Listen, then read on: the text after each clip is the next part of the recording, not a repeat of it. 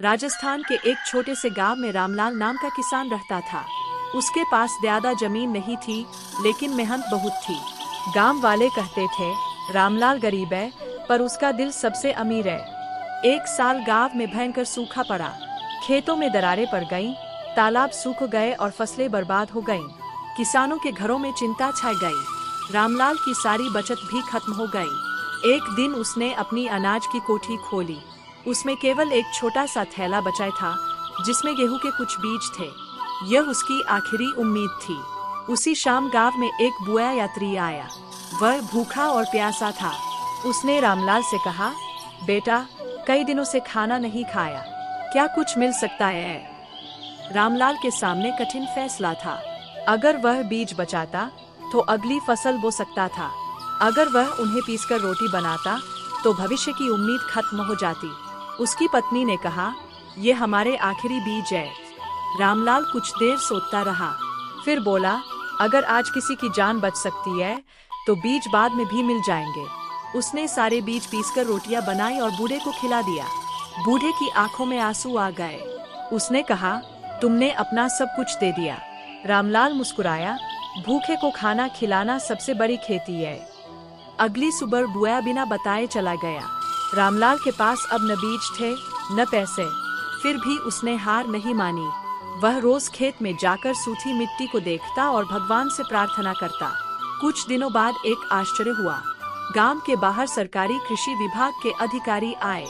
उन्होंने घोषणा की कि इस बार सूखा प्रभावित किसानों को मुफ्त बीज और सहायता दी जाएगी। गांव वालों ने आवेदन किए। जब अधिकारियों ने किसानों की सूची देखी तो रामलाल का नाम सबसे ऊपर था। अधिकारी ने कहा, एक विशेष दानदाता ने आपके बारे में बताया है। रामलाल हैरान था। उसे समझ नहीं आया कि यह किसने किया।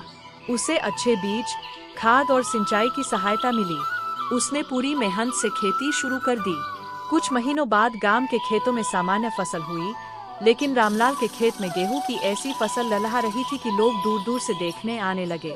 बालियां बड़ी थी, दाने चमक रहे थे और उत्पादन बाकी किसानों से कई गुना अधिक था। गांव वाले पूछते, रामलाल, ये कैसे हुआ? वह हंसकर कहता, शायद मिट्टी ने मेरी परीक्षा ली थी। फसल बेचकर रामलाल ने अच्छा पैसा कमाया। अब वह आराम से जीवन बिता सकता था। लेकिन उसने कुछ अलग किया।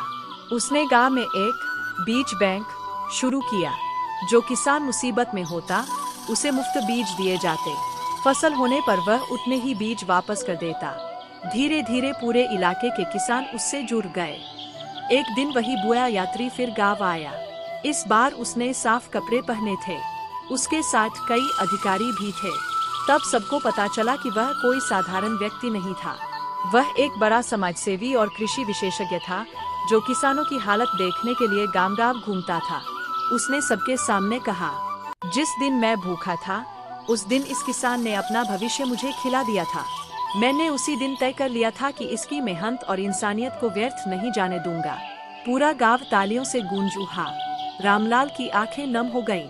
उसने आसमान की ओर देखा और कहा, जब इंसान अच्छे कर्म बोता है तो भगवान फसल खुद उगा देता है। उस दिन के बाद रामलाल सिर्फ एक किसान नहीं रहा, बल्कि पूरे इलाके के लिए उम्मीद की मिसाल बन गया।